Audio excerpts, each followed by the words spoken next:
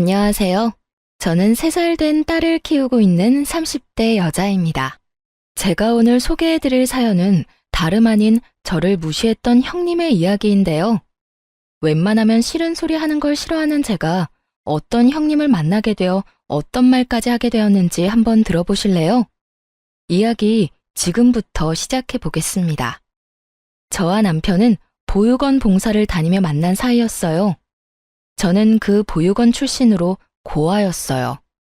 보육원을 나오며 느낀 점이 많았고 돈을 벌기 시작하자 제가 살던 보육원에 자주 오가며 제 동생 같은 아이들과 시간을 보내던 중이었죠. 남편은 그 보육원에 자주 오는 봉사단체의 일원이었는데 저와는 달리 공부도 많이 하고 직장도 좋은 곳에 다니고 있었죠. 약속을 한 것도 아니었는데 주말마다 보육원에서 남편을 보게 되었고 어느 날부턴가 남편이 저에게 관심을 보이는 것 같더라고요. 전 애초에 시작해서도 안 될 사람이라 생각했기에 그런 남편을 애써 피해 다니곤 했습니다. 아무래도 집도 잘 사는 남자인 것 같은데 그 미래가 훤히 보였던 터라 쉽사리 시작할 용기가 나지 않아서였죠. 하지만 남편은 그런 저를 끝까지 붙잡아 주었고 한결같은 남편의 모습에 딱 연애까지만 하기로 마음을 먹고 시작하게 되었습니다. 나를 한결같이 좋아한다는 남편을 밀어내기엔 저 역시 남편을 너무나도 좋아하게 되었고 그런 남편과 결혼까지 하기엔 제가 고아라는 사실이 저희의 결혼에 큰 산처럼 장애물이 된다고 생각했었죠. 그렇게 한순간 한순간이 행복하지만 아쉬운 날이 이어지던 어느 날 남편이 저에게 본가로 함께 가자고 하더라고요. 다은아, 오늘 우리 집에 가자. 어? 어딜 가자고? 우리 집에 부모님이 너 한번 보고 싶으시대. 날? 날 왜? 내 이야기 집에다 한 거야? 어디까지 이야기했는데 나 고아인 거 다 알고 계셔? 오, 내가 다 말했어. 다은이 네가 무슨 걱정하는지 다 아는데 나 믿고 일단 가자. 네가 걱정하는 그런 일 없을 거야. 남편은 걱정할 필요가 없다고 했지만 아무래도 걱정이 될 수밖에 없었어요. 그리고 속으로 이런 생각을 했죠. 아, 우리가 헤어진 날이 바로 오늘이구나 하고요. 전 그런 다짐들을 하며 시댁으로 가게 되었고 모진 말들을 쏟아낼 것이란 제 예상과는 달리 남편의 부모님들은 저를 따뜻하게 품어주셨어요. 다은 양, 왜 그렇게 긴장하고 있어요? 긴장 좀 풀어요. 우리 다은 양 안 잡아먹어요. 실물이 더 예쁘네. 우리 아들놈이 그렇게 다은 양을 귀찮게 했다면서요? 얼마나 대단한 여자길래 우리 아들이 저리도 애타하나 했더니 이렇게 보니 왜 그랬는지 알겠네요. 어쩌면 이렇게 예뻐요? 눈도 맑고 피부도 밝고 우리 아들이 푹 빠질만 하네. 어허, 이 사람아. 귀한 손님 불러놓고 계속 세워둘 거야? 얼른 밥부터 먹어야 할 거 아니야. 얼른 여기 편하게 앉아요. 저 사람이 손님 온다고 이것저것 많이 했어요. 내가 말했지? 걱정하지 말라고. 우리 부모님이 사진 말고 실물 보고 싶다고 하도 성하셔서 오자고 한 거야. 우리 집에선 너 웬만한 연예인보다 더 인기가 많다고. 그러니까 긴장 그만하고 앉아서 밥부터 먹자. 눈물이 나올 것만 같아 얼마나 참았는지 모릅니다. 살면서 이런 호의를 받아본 적이 있나 싶을 정도였어요. 그 후로도 전 시댁에 자주 오가며 지냈고 그렇게 2년을 연애하다 결혼까지 하게 되었습니다. 결혼을 하고 난 후에도 전 시댁의 사랑을 한몸에 받으며 생활하고 있었고 제가 임신을 할 무렵 비혼주의였던 시숙이 결혼까지 하게 되며 집안에 겹경사가 났다며 다들 기뻐해 주셨었죠. 시숙과 결혼을 한 형님은 대기업 연구원으로 저와는 달리 집안도 부유하고 척 보아도 곱게 사랑받으며 자란 티가 나는 사람이었어요. 그런 형님은 시댁 식구들에게도 잘했는데 단 한 사람, 저만 무시당한다는 느낌을 지울 수가 없었어요. 아무래도 어려운 시댁에서 그나마 의지할 수 있고 편히 대할 사람은 저뿐이라고 하지만 편해서 그렇다고 하기엔 선을 넘는 말들을 하곤 했죠. 하루는 시어머니가 접시를 주며 거기에 반찬을 담아내라고 하셨어요. 그래서 받아든 접시에 반찬을 담고 있는데 형님이 다가와 접시를 빼앗아 들더니 이런 말을 하더라고요. 동서, 여기에 그 반찬을 담으려고? 아무리 미적 감각이 떨어진다고 해도 이건 좀 아니지 않아? 딱 봐도 식욕 떨어지게 만드는 색조합이잖아. 꽃무늬가 뭐야, 꽃무늬가. 그러지 말고 저기 아무 무늬도 없는 흰 접시에 담아. 그게 더 깔끔하고 정갈해. 아, 그런가요? 그런데 그게요, 형님. 형님은 어머님이 골라준 접시라는 사실을 생각지도 못하고 있었고, 저는 우물쭈물 어떻게 해야 할지 몰라 쉽사리 대답을 못하고 있었어요. 형님은 아무 대답도 하지 못하고 눈치만 살피는 저를 보며 답답하다는 듯 닥달하기 시작했어요. 동서, 내 말 안 들려? 얼른 접시 다른 거 가지고 오라니까. 왜? 기분 나빠서 그래? 기분 나빠할 것도 많다. 다 동서 어른들한테 밉보일까 봐서 그래. 그렇지 않아도 동서는 눈치 볼 일도 많을 텐데 이런 거라도 잘해야 예쁨 받을 거 아니야? 아니, 기분 나쁘고 그런 게 아니라요. 사실 이거 어머님이 골라주신 거예요. 결국 저는 시모가 골라주신 접시라며 사실대로 형님에게 말했고, 형님은 순간 많이 당황한 듯 놀란 눈으로 저를 보더라고요. 이거 어머님이 골라주신 건데 그래도 바꿀까요? 저는 상관없긴 한데 아무래도 어머님이 아시면 기분 나빠하실 수도 있을 것 같아서요. 어떻게 할까요?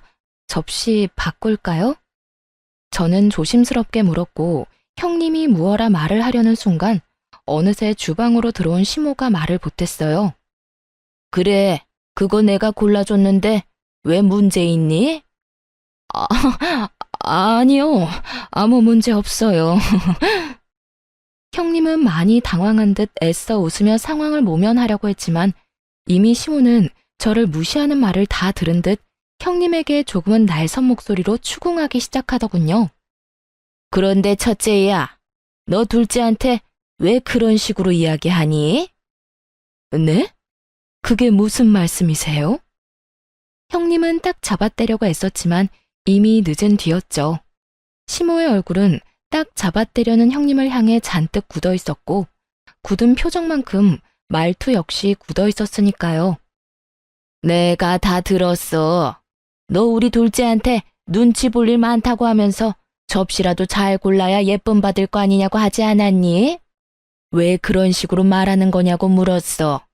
너 혹시 우리 둘째가 부모님이 안 계신다고 무시하는 거니? 아니에요. 그게 동서 탓도 아니고 제가 왜 그런 걸로 동서를 무시하겠어요? 저 그렇게까지 나쁜 사람 아니에요, 어머님. 그저 제가 평소에 흰 접시를 좋아해서 동서한테 흰 접시에 담자고 했는데 동서는 어머님이 주신 접시가 있으니 고민한 모양이더라고요. 저는 어머님이 접시까지 정해주신 줄은 몰랐고요. 그런 과정에서 제가 동서 생각해서 한다는 말이 조금 강하게 나갔나 봐요. 동서, 기분 나빴다면 미안해. 정말 그런 뜻으로 한 말은 아니었어. 아, 아니에요. 전 괜찮아요. 형님은 시모가 나서자 빠르게 사과를 해왔고 저는 180도 달라진 형님의 모습에 떨떠름한 기분이 있긴 했지만 그냥 좋게 상황을 넘기기로 했어요. 시모가 제 편을 들어주어 기분이 풀리기도 했을 뿐더러 지금 제 기분보단 형님의 기분이 더 상해 보였으니까요. 그렇게 형님이 날 무시하고 있다는 사실이 조금 더 명확하게 느껴졌고 그런 느낌이 들자 저도 모르게 형님과의 만남을 피하게 됐습니다. 홀몸도 아니었고 괜한 스트레스를 받고 싶지 않았으니까요. 그러던 어느 날 형님이 모처럼 쉬는 날이라며 잠시 보자는 연락을 해오더군요. 이유는 아기 용품을 좀 사주고 싶다는 것이었는데 마침 저도 아기 물건을 사야 하기에 겸사겸사 형님을 만나게 되었어요. 형님은 저를 보자마자 옷이 그게 뭐냐부터 시작해 가방은 그런 것밖에 없냐는 등 거칠애에 대해 시비를 걸기 시작하더라고요. 동서, 옷장에 그런 옷밖에 없어? 옷이 너무 싼티 나는 것 같은데 가방은 또 그게 뭐야? 동서, 이제 나이가 있는데 그런 가방 들고 다니기 창피하지 않아? 네? 그렇잖아. 동서가 평소에 어떻게 하고 다니든 나야 안 보면 그만이지만 최소한 나랑 만날 때는 좀 신경 쓰고 나오지 그랬어. 나랑 너무 차이 나잖아. 내가 동서한테 맞출 수는 없는 노릇이니 다음부턴 동서가 조금만 노력해서 차려입고 와줬으면 좋겠어. 남들이 보면 뭐라고 하겠어?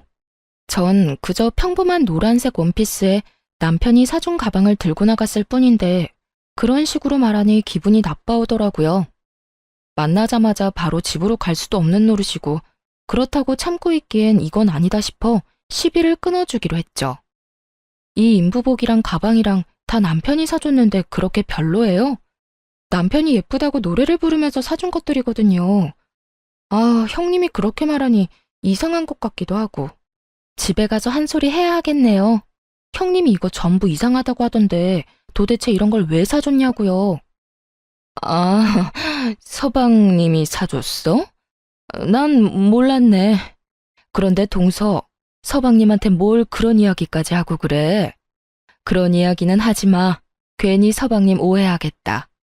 나는 그냥 동서 옷 한 벌 사주고 싶어서 일부러 트집 잡은 것뿐이야. 내가 그냥 사준다고 하면 동서가 안 받는다고 할까 봐서 말이야.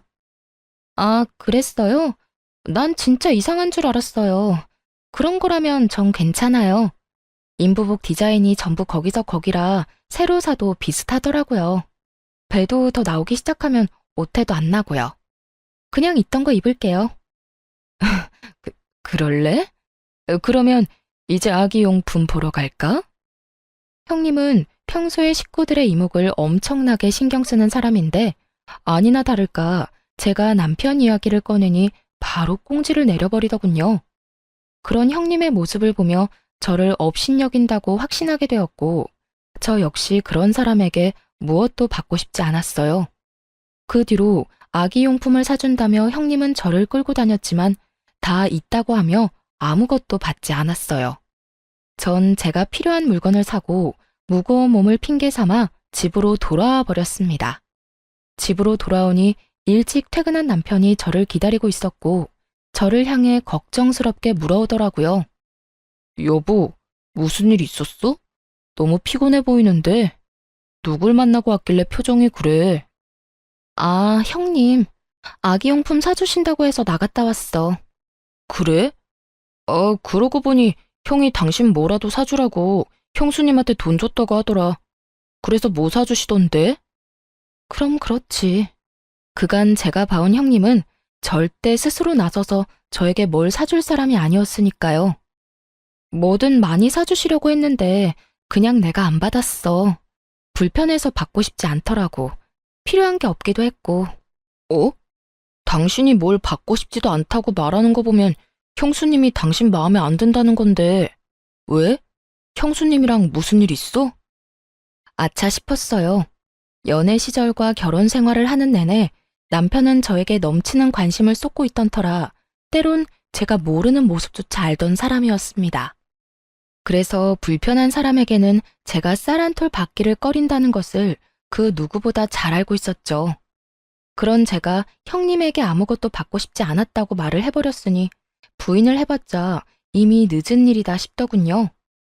무슨 일이 있는 건 아닌데 그냥 결이 안 맞는 것 같아서 불편해. 왜 그런 사람 있잖아. 싫은 건 아닌데 결이 안 맞는 사람. 나한텐 형님이 그런 것 같아. 약간 선을 지키며 지내는 게 좋을 것 같아서 그래. 그래? 다른 문제 있는 건 아니고? 그때 엄마한테 들어보니 형수님이 당신을 알게 모르게 무시하는 것 같다고 하던데. 설마 형수님이 당신 무시하고 그러는 거 아니지? 그런 거 아니야. 내가 무시당하고 가만히 있을 사람이야? 날 그렇게도 몰라? 하긴 당신이 순하게 내내 거리는 것 같아도 한 번 아니면 칼같이 끊어내지. 그래도 혹시나 무슨 일 있으면 꼭 나한테 말해. 알겠지?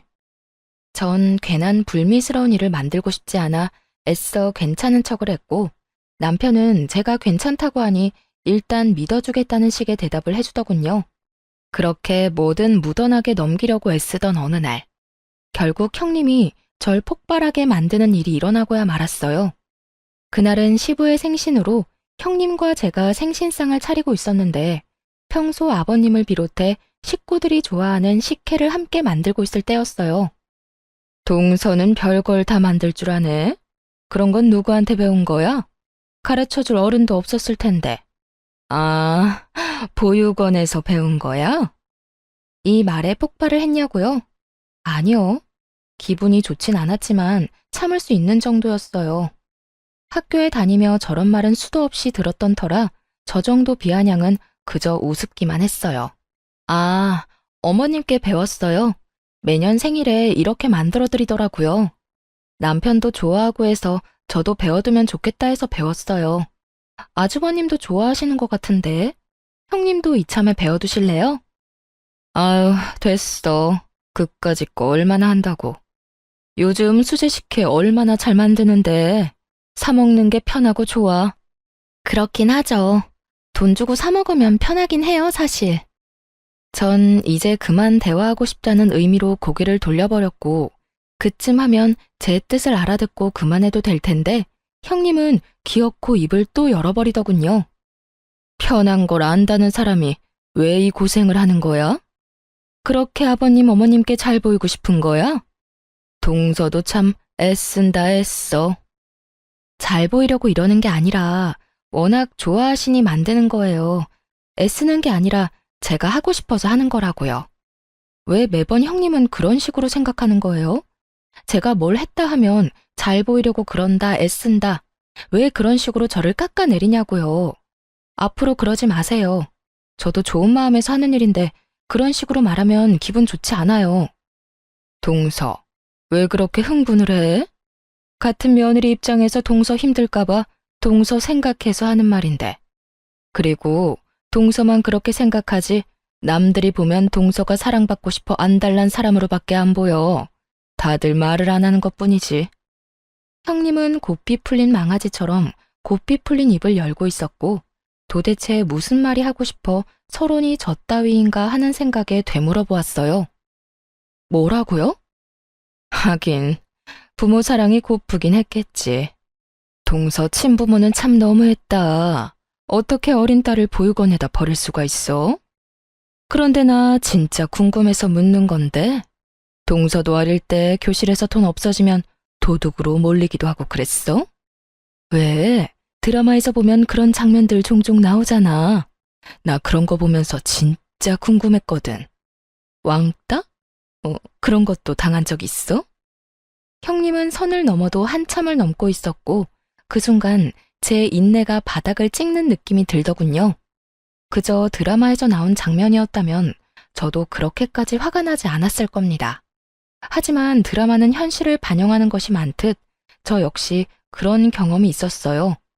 교실에서 돈이나 물건이 없어지면 다 믿는다고 하면서도 알게 모르게 저를 의심하던 눈빛들, 그리고 저를 따돌리려는 아이들이 말이죠. 그런 일이 있었든 없었든 형님의 말은 상처가 되기에 부족함이 없을 텐데 하물며 경험이 있는 저에게 저딴 말을 했으니 저는 폭발하고야 만 것이죠. 저는 폭발했다고 한들 소리를 지르거나 그러지 않습니다. 그저 사람 미쳐버리게 비아냥거릴 뿐이죠. 아, 그런 경험이요? 있긴 하죠. 왜 교실에 딱 그런 애들 있잖아요. 부모 잘난 거밖에 없으면서 꼭 자기가 잘난 것처럼 콧대 높게 굴면서 애먼 사람 괴롭히는 애들. 그런 애들이 주동에서 사람 하나 잡아대면 당해낼 방법이 없더라고요. 그런데 형님 그거 아세요? 꼭 그런 애들이 커서 제 버릇 못 버리고 자기보다 약한 사람이나 자기보다 아랫사람을 그렇게 괴롭히더라고요. 그리고 꼭 그런 인간들이 당하는 사람이 참고 있다는 걸 또 몰라요. 참아줄 때 적당히 하면 참 좋을 텐데 꼭 그 선을 넘어서 피를 보더라고요. 참 멍청하지 않아요? 그 좋은 집안에서 그 좋은 뒷바라지를 받으면서 마음 좀 좋게 쓰고 살지. 왜 그렇게 못되먹게들 사는지 이해가 안 돼요. 그렇지 않나요, 형님? 형님은 대기업 연구원답게 자신을 향한 제 비아냥을 단번에 알아들었고 순식간에 표정을 굳히며 제게 물어오더라고요. 동서, 지금 말에 가시가 있는 것 같다. 형님, 제 말이 생선이라도 되나요? 가시가 있게. 농담인데 안 웃으시네. 그런데요, 형님, 그렇게 정색하고 있을 필요 없지 않아요? 꼭 전곡이라도 찔린 사람 같잖아요. 설마 형님 학창시절에 그런 식으로 사람 괴롭히고 그러진 않았죠? 설마. 나를 뭘로 보고 그런 말을 하는 거야? 난 공부밖에 모르는 모범생이었다고. 형님, 그런데 그거 아세요? 공부 잘하는 모범생들이 나쁜 짓 하려고 마음먹으면 더 재수없고 얄밉게 잘하더라고요. 그냥 그렇다고요. 형님은 제 말에 전곡이라도 찔린 사람처럼 얼굴을 붉히며 아랫입술을 꽉 깨물고 있었고, 전 그런 형님을 향해 최대한 얄밉게 웃어 보였어요. 제 웃음을 본 형님이 저에게 무슨 말을 하려는 찰나 시모가 주방으로 들어왔고, 저희의 본격적인 첫 다툼은 일단락되었죠. 그날 이후 형님은 더는 제가 참아야 할 대상에서 삭제되어 버렸고, 전 그 어떤 형님의 행동도 받아주지 않기 시작했습니다. 그 후 형님은 본인이 제대로 저에게 한 방 먹었다는 사실이 분한지 시비를 못 걸어 안달인 상태였고, 전 그런 형님의 시비를 비아냥거림으로 받아주며 그 입을 막아버렸어요. 그렇게 크고 작은 부딪힘이 계속되던 어느 날이었죠.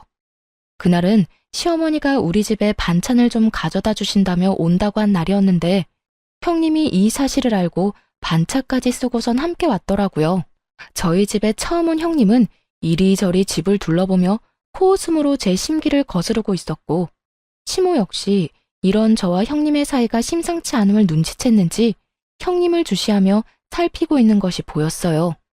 하지만 이런 시모의 눈빛을 알지 못한 형님이 제가 반찬을 냉장고에 챙겨 넣자 흘러가는 말로 저에게 이런 말을 내뱉는 것 아니겠어요? 동서는 참 부모복이 많다고 해야 할지 없다고 해야 할지 모르겠어. 친부모는 동서를 버렸는데 시어른이 이렇게 동서를 챙기니까 말이야. 그리고 이 모습을 시모도 제대로 보고 말았죠. 모든 말을 정확하게 듣진 못했으나 부모복, 친부모라는 단어를 들어버렸고, 그 자리에서 얼굴까지 붉히며 형님을 닥달하기 시작했어요. 너 지금 그게 무슨 말이야? 부모복? 친부모? 너 이때껏 다은이한테 그딴 말을 짓거리며 지냈던 거야? 어디 배울 만큼 배웠고 가질 만큼 가진 사람이 그딴 말을 아무렇지도 않게 짓거려? 하물며 내가 이렇게 눈 뜨고 보고 있는데. 너도 그렇지만 다은이 역시 나한테 딸 같은 며느리인 건 너 몰라? 어디 부모 보는 앞에서 그딴 말을 해? 아무 잘못도 없는 제가 봐도 무서울 만큼 시몬은 화를 내고 있었고, 형님은 금방이라도 울 것 같은 얼굴로 변명을 쏟아내고 있더라고요. 어머님, 전 그런 뜻이 아니었어요. 그냥 어머님이 부모처럼 잘 대해주신다, 친부모님 같이 동서를 아끼신다는 의미에서 한 말이었어요. 너 끝까지 이럴 거야? 네 표정, 네 말투가 그런 뜻이 아니었는데 어디서 끝까지 속여 먹으려고 그래? 내가 너 지난번부터 다은이한테 함부로 하는 것 같아도 네가 맏며느리이니 다은이한테 알려줄 것이 있나 보다 하고 참았다. 그래도 네가 다은이보다 많이 배웠고 다은이보다 나이가 많으니 뭐라도 하나 좋은 영향을 주겠지 하고 그냥 지켜봤는데 그 믿음의 결과가 이거야? 내가 웬만하면 이런 말까지 하고 싶지도 않은데 사돈이 너 이렇게 가르쳤니? 도대체 가정교육을 어떻게 받았길래 사람이 이따위로 최악이야? 시모는 형님이 어줍잖은 변명으로 상황을 모면하려는 행동에 더 큰 화가 나버리셨고, 형님은 궁지로 더 내몰리고 있었어요. 어머님, 전 정말 그런 말이 아니었어요. 정말 동서가 너무 불쌍하기도 하고 부럽기도 하고 그래서 그랬던 거예요. 나쁜 뜻은 전혀 없었어요. 네가 왜 다은이를 불쌍하게 여겨? 너한테 그럴 자격이나 있다고 생각해? 다은이가 뭐가 부족해서 너한테 그런 말을 들어야 한단 말이냐고. 너 계속 말 같지도 않은 말 해댈 거야? 그럴수록 네 밑바닥만 드러난다는 생각은 못하니? 어머님, 그게 아니라 저는 억울해서 그래요. 정말 그런 뜻이 아닌데 저만 이렇게 혼내시니까 저도 속상해서 그렇다고요. 기어코 네가 집에서 쫓겨나야 정신을 차릴 거야? 내가 정녕 네 남편한테 오늘 네가 한 짓을 다 알려야 되겠냐고. 어떻게 된 인간이 이런 순간에도 네 감정, 네 상황만 우선시할 수가 있어? 네가 잘못한 건 생각지도 않는 거야? 시모의 입에선 결국 시숙의 말까지 나오게 되었고 그제야 형님은 손이 발이 되게 빌기 시작하더라고요. 어머님, 제가 잘못했어요. 제발 남편한테는 아무 말도 하지 말아주세요. 저 진짜 쫓겨나요. 다 실수였고 다신 이런 일 없도록 할 테니 한 번만 눈 감고 넘어가 주세요. 기인이 너, 내가 지켜볼 거야. 앞으로 내가 보던 말던 이런 짓거리 했다는 말 들리면 다신 우리 집에 발걸음도 못할 줄 알아. 내 며느리 취급 안 해주겠단 말이야. 네, 어머님, 제가 생각이 짧았어요. 죄송해요. 누구한테 사과를 하는 거야? 네가 사과할 사람이 나라고 생각하는 거야? 아, 동서, 미안해. 내가 생각이 짧았어. 앞으로 내가 조심할게. 결국 형님은 저에게 사과를 하게 되었고 사건은 일단락 되게 되었습니다. 그렇게 형님은 저에 대한 시비는 잠시 멈추게 되었고 그러는 사이 전 출산을 하게 되었어요. 저는 예쁜 딸을 낳게 되었고 시댁에서도 딸이 없는 집에 귀한 손녀가 태어났다며 기뻐해 주셨어요. 그렇게 행복한 나날들의 연속이었던 저희 집에 먹구름이 드리웠습니다. 갑작스럽게 시부가 교통사고를 당하며 의식이 없는 채로 병원 신세를 지게 된 것이었죠. 그것만 해도 세상이 무너질 것만 같았는데 문제는 또 다른 곳에서 연속해서 일어나기 시작했어요. 시아버지는 사업을 하시던 분이었는데 운영하고 있던 회사에도 적신호가 켜진 것이었어요. 당시 돈도 많이 투자하고 오랫동안 공을 많이 들인 사업이 진행 중이었는데 대표가 의식이 없으니 사업이 중단되어 버리고 이대로 둔다면 사업체 자체가 부도가 될 위기까지 갈 상황이었던 것이었죠. 이런 상황이 되자 처음엔 시부 병원에서 살다시피 하던 형님은 이런저런 핑계를 대며 병원에 오지도 않았고 시숙과의 다툼도 잦아지고 있다는 이야기도 들려오더군요. 어떻게 인간이 저렇게까지 변할 수 있나 하는 생각도 들긴 했지만 그땐 그딴 형님을 신경 쓸 시간의 여유가 없는 상태였습니다. 아기는 너무나도 어렸고 시부는 병원에 계시고 시모는 심적으로 많이 허약해지셔서 언제 쓰러져도 이상하지 않은 그런 상태였죠. 전 갓난아기를 업고 백방으로 다니며 회사 문제를 해결하려 애쓰고 있었고 남편 역시 다니던 회사를 그만두고 시부 회사로 출퇴근을 하며 어떻게 해서든 문제를 해결하려고 노력하고 있었어요. 시숙은 원래 시부 회사를 물려받기 위해 일을 하고 있던 터라 거래처들을 돌며 불안해하고 있는 거래처들을 안심시키고 있던 중이었어요. 모두들 피나는 노력을 하고 있는 동안 시모는 점점 더 기운을 잃어갔고 저는 하는 수 없이 결국 형님에게 연락을 하게 되었습니다.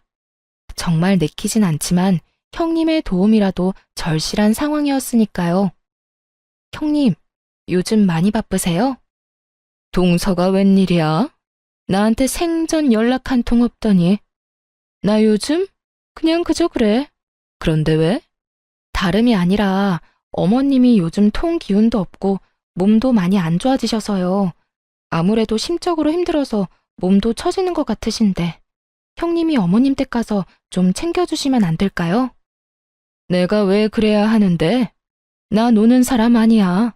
나도 일해야 하고 이리저리 바쁜 사람이라고. 조금 전엔 그저 그렇다고 했잖아요. 순식간에 말이 바뀌네요. 동서도 알고 있잖아. 나 원래 이런 사람인 거.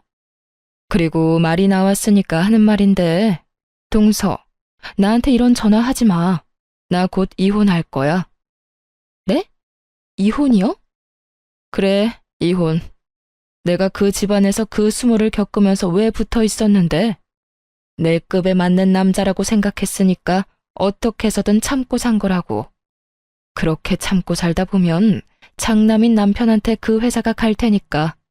그런데 지금 꼴이 어때? 아버님은 돌아가시기 직전이고 회사는 부도 직전에 어머님은 곧 몸져 눕기 직전이고 온갖 나쁜 일 앞두고 있는 게 뻔히 보이는데 내가 그딴 집이랑 계속 연을 이어가고 싶겠어? 형님은 이런 상황에선 이혼이 당연하다는 듯 저에게 훈수를 두며 사람 입으로 오물을 뱉어내고 있었고 점점 듣고 있던 귀가 썩어갈 지경이었어요. 앞뒤가 다른 사람이란 건 진작 알고 있었지만 이 정도로 최악이라고는 생각하지 않았는데 형님은 생각보다 더 인간 이하임을 증명하듯 선 넘는 말도 거침없이 내뱉더라고요. 더는 이런 사람에게 사람 대접을 해주고 싶지 않았던 저는 언성을 높이며 따져 묻기 시작했어요. 와, 진짜 너 내 생각보다 더 쓰레기구나. 어떻게 그런 말을 아무렇지 않게 할 수가 있어. 돌아가시기 직전이라고? 다른 건 다 그렇다 쳐도 그런 말은 하면 안 되는 건 몰라? 동서야말로 윗사람한테 버릇없이 반말부터 찍찍 내뱉는 거 보니 알만하네. 그리고 내가 틀린 말 했어? 맞잖아. 이때까지 의식 없는 거 보면 그 결말이야 뻔한 거 아니야? 하여튼 날 쓰레기라 하든 말든 상관없고 그 사람 출장에서 돌아오자마자 이혼하자고 할 거니까 그런 줄 알고 나한테 전화하지 마. 전화하라고 해도 안 할 거니까 걱정하지 말고 앞으로 네 신세나 걱정해. 내가 지금 이 순간을 땅을 치고 후회하게 만들어줄 테니까. 동서가? 아니, 이제 이혼할 건데 동서라고 할 필요도 없겠네. 사실 너같이 하자 있는 인간이랑 가족으로 엮이는 것 자체가 나 같은 사람한텐 불쾌하거든. 아는지 모르겠지만 말이야. 하여튼 네가 날 후회하게 만들 수 있다고 생각한다는 것 자체가 어이없긴 하지만 두고는 봐줄게. 과연 고아의 고졸인 네가 어떻게 날 후회하게 만들지 말이야. 그래, 잘 지켜봐. 고아의 고졸인 내가 좋은 부모 만나서 공짜로 대학 졸업장 받은 너한테 어떤 방법으로 이겨먹는지 말이야. 각오해도 좋을 거야. 어머나, 무서워서 눈물이 다 나려고 하네. 동서도 그러고 보면 참 불쌍해. 나는 이혼하고 돌아갈 가족이라도 있으니 이런 상황에 도망이라도 가지. 동서는 겨우 만든 가정 깰 수도 없으니 그러고 죽을 힘을 다해 애쓰는 거 아니겠소? 깰 수 없어서 애쓰는 게 아니라 깨고 싶지 않아서 애쓰는 거야. 난 너 같은 인간이 아니니까 말이야. 그래, 그렇게 생각하고 잘 살아봐. 네가 거지된 그 시대 것들 끌어안고 빌빌거리며 살 동안 나는 부자 남자 만나서 재혼할 테니까. 그러면 끊어. 다신 전화하지 말고. 전화를 끊고 나서도 한동안은 치가 떨려왔어요. 어떻게 이런 인간이 있나 싶어요. 제가 고아로 살아온 그 세월 동안 정말 별의별 인간을 다 봤지만 이렇게 추악한 인간은 처음이었고 저를 그만큼 화나게 만든 인간도 처음이었어요. 오죽했으면 고등학생 때 제 알바비를 떼먹은 사장놈이 착하게 느껴졌을 정도였으니까요. 하여튼 전 형님의 추악한 짓거리에 힘입어 회사 문제를 더욱 빠르게 해결해 나갔어요. 저 혼자만 노력한 건 아니었죠. 회사에서 20년, 30년 일해주신 여러 직원분들을 비롯해 입사한 지 반년도 채 되지 않는 신입사원분들까지 모두 한마음 한뜻으로 밤낮 없이 회사를 위해 노력했고 결국 저인 시부의 부재를 완벽히 메우게 되었습니다. 네, 회사에 사활이 걸린 일을 성공시킨 것이었어요. 그렇게 회사가 다시 일어서는 동안 형님의 이혼은 진행되고 있었고 마지막 법원 출석만 앞둔 날이었죠. 그날은 특별한 날이었기에 저와 남편 그리고 주인공인 시숙까지 모두 함께 법원에 가게 되었어요. 이혼이 선고되고 법원을 나서는데 형님이 또 비아냥거리기 시작했어요. 기다리고 기다리던 순간이었죠. 이제 정말 끝이네. 그동안 나 정말 수고하지 않았어? 급도 안 맞는 동서하고 가족으로 엮이느라 수고했고 그런 동서 편만 드는 당신 가족들 비위 맞추느라 수고했고 어쨌든 이제 이혼까지 했으니 다신 마주치지도 말자. 혹시나 쫄딱 망했다고 구질구질하게 찾아오거나 연락하지 말란 말이야. 그러면 가난하게 잘 살아. 형님은 한결같이 인간답지 않은 면모를 뽐내고 있었고 그런 형님을 저와 남편 그리고 시숙은 마음껏 비웃어 주었어요. 저희가 배를 잡고 웃어버리자 불안한 눈빛으로 이유를 묻더군요. 그런 형님에게 시숙은 모든 사실을 알려주었죠. 가난? 어떻게 하지? 당신이 그렇게 간절하게 바라니 가난하게 살아주고는 싶은데 그렇게는 안 될 것 같은데? 뭐? 그게 무슨 말이야? 우리 회사 다시 일어났거든. 거래 성사했고 그 덕에 우리 회사 창립 이래 최고 매출 달성 중이야. 이게 다 당신 덕분이야. 당신 덕분에 우리 모두 없던 힘까지 짜내서 일 열심히 했거든. 거기에다 이렇게 이용까지 해주다니 정말 고맙다, 당신. 뭐? 그게 사실이야? 거짓말이지? 괜히 내 앞에서 불쌍한 모습 보이기 싫어서 일부러 그러는 거지? 그럴 리가 없잖아. 내가 다 알아봤는데. 당신의 회사 가망 없다고 분명히 다 들었는데. 그랬었지. 그대로 뒀다간 가망이 없었겠지. 그런데 어떻게 하지? 거래는 성사했고 결국 우리는 해냈는데 말이야. 거짓말. 다 거짓말이잖아. 형님은 끝까지 그럴 리 없다며 현실을 외면하고 있었고, 그런 형님에게 시숙은 계약 성사 계약서를 내밀며 이렇게 말했어요. 이래도 못 믿겠으면 어쩔 수 없지. 어쨌든 당신이 한 말처럼 다신 만나지도 말자. 구질구질하게 연락하거나 찾아가지도 않을 테니 당신도 그렇게 해주고. 어떻게, 내가 왜 이혼까지 했는데? 쫄딱 망할 줄 알고 한 이혼인데 이러면 안 되는 거잖아. 당신이 진작 나한테 말했어야지. 그랬으면 내가 이혼까진 안 했을 거 아니야. 당신 나한테 거짓말했어? 나랑 이혼하고 싶어서 사업 쫄딱 망했다고 거짓말한 거냐고. 도대체 어떻게 된 일이야? 망해야 할 집이 왜 다시 일어선 거냐고. 형님은 혼자서 막장 소설을 쓰고 있었고, 시숙은 저를 가리키며 이렇게 말했어요. 당신은 잘 몰랐나 본데 우리 재수씨가 능력이 출중한 사람이야. 임신해서 잠시 쉬고 있었다 뿐이지 우리가 진행하던 그 사업이 원래는 재수씨가 아이디어 내고 재수씨가 추진하던 사업이었다고. 원래 주인이 돌아왔는데 그 사업이 어떻게 실패하겠어? 당신한텐 어쨌든 고마워. 당신이 나랑 이혼할 거라고 하면서 우리한테 악담을 퍼부어줬다면서? 우리 재수씨가 그 말 듣고 힘내서 생각보다 더 빨리 사업을 일으켰지 뭐야. 뭐야? 그게 사실이란 말이야? 저 고아의 고졸 출신이 그런 일을 해냈다고? 그래, 당신이 그렇게 무시하던 재수씨가 해냈다고. 당신이 또 모르는 게 있는데 재수씨가 우리 회사에 일하던 시절엔 재수씨가 나보다 직급이 더 높았어. 그 정도로 능력이 출중한 사람이었단 이 말이지. 그런 사람을 감히 당신이 무시를 해? 당신이 뭐라고 사람을 무시해? 부모 잘 만난 거? 공부 좀 많이 한 거? 그러면 뭐래? 지금 그 모양 그 꼴인데. 그럴 리가 없어. 그럴 리가 없다고. 네, 맞아요. 저는 이미 결혼 전부터 시부의 회사에서 일을 하며 회사 내부의 일을 돕고 있었어요. 생각보다 경영이나 사업 추진에 소질이 있던 저를 시부께서 전적으로 믿고 밀어주셨기 때문에 가능한 일이었죠. 당시 제 직급은 친아들인 시숙보다 높을 정도로 시부는 저를 믿어주셨고, 그랬기에 저도 몰랐던 제 능력을 발견할 수 있었던 거죠. 그렇게 회사에 큰 도움이 되는 사업을 구상하던 중 갑작스레 임신을 하게 되었고, 가족이 무엇보다 중요했던 저는 태어날 아기를 위해 사업에서 한 발 물러서 쉬고 있었던 것이었죠. 이러한 사실을 전혀 몰랐던 형님은 저를 무시했던 것뿐 아니라 회사에 닥친 위기를 아무도 해결하지 못할 것이라 믿어 의심치 않았던 것이었어요. 모든 사실을 알게 된 형님은 자리에 주저앉아선 믿을 수 없다는 듯 혼잣말을 중얼거린다 싶더니 이내 정신을 차린 듯 시숙을 잡고 늘어졌어요.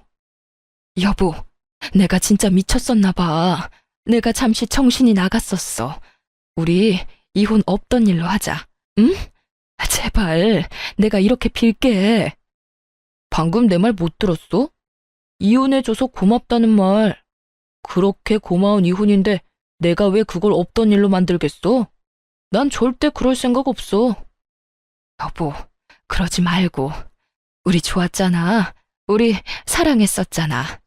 당신이 나한테 한 번만 더 기회 주면 내가 정말 잘하면서 살게. 아버님 병간호도 내가 도맡아서 할 거고 어머님께도 더 잘하면서 살게. 기회? 그 기회는 당신이 잡고 싶을 때면 다 잡을 수 있다고 생각하는 거야? 안타깝지만 이제 당신한텐 기회라고는 없어. 그러니까 구질구질하게 굴지 말고 잘 살아. 얼마나 잘 살 수 있을지는 모르겠지만. 시숙은 단호하게 형님의 손길을 뿌리쳐버렸고 도저히 안 되겠다 싶었던 형님은 갑자기 저를 붙들고 늘어지기 시작했어요. 동서가 말 좀 잘해주면 안 돼? 우리 가족들 동서 말이라면 껌뻑 죽잖아. 이번에 동서가 회사도 일으켜 세웠으니 동서가 나 좀 받아주자고 한마디 해주면 다들 없던 일로 치고 나 받아줄 거야. 그러니까 동서가 말 좀 잘해줘. 우리 가족이잖아. 이제 와서 가족이라니 정말 웃기지 않나요?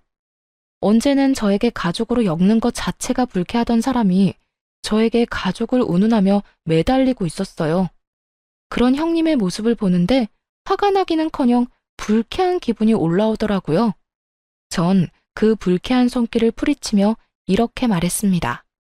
가족? 이제 와서 가족? 언제는 나하고 가족으로 엮는 것조차 불쾌하다고 하더니 이제는 가족이 되고 싶어? 그런데 어떻게 하지? 난 너 같은 인간이랑 가족 되고 싶지 않은데 힘들 때 나 몰라라 버리는 인간이랑 가족이 되고 싶겠어?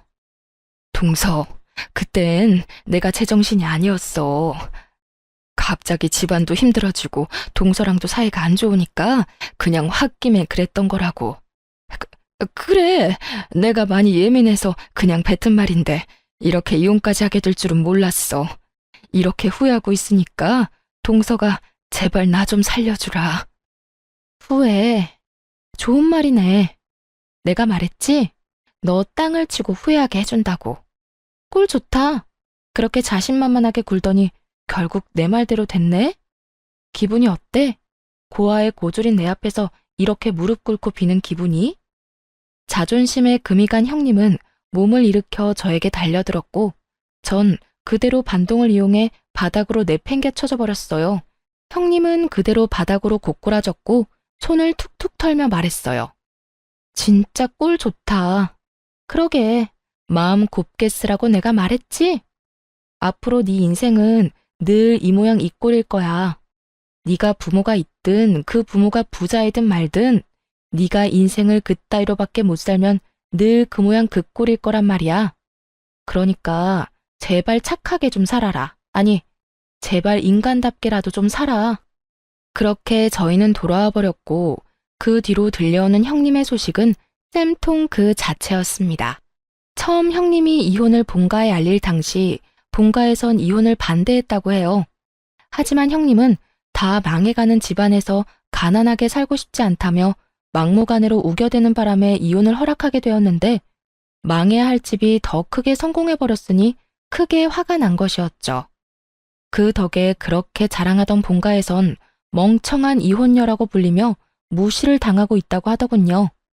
그리고 그렇게 자랑하던 대기업 연구원 직업도 마찬가지였습니다. 제 버릇 남 못 준다고들 하죠. 형님은 회사에서도 저에게 했듯이 신입사원이나 집안의 어려운 직원들을 대놓고 무시하는 것도 모자라 왕따까지 시킨 것이 다 알려지며 권고사직이 난 상태라고 합니다. 그렇게 인간답게라도 살라고 했는데 제 말을 들어먹지 않는 건 여전하다고 생각했네요. 이젠 저와 상관없는 일이긴 하지만요. 이혼을 하고 난 후에도 형님은 시숙에게 매달리는 듯 했지만 한 번 더 연락하면 본가로 연락해버릴 테니 그런 줄 알라며 연락을 끊어버렸다고 하더군요. 그 뒤론 다신 연락이 오는 것 같지 않았고요. 그렇게 형님과의 인연이 끝이 나고 저는 또 육아에만 집중하며 지내는 중입니다. 시아버지는 천만다행으로 의식이 돌아오셔서 회복을 하고 계신 중이에요.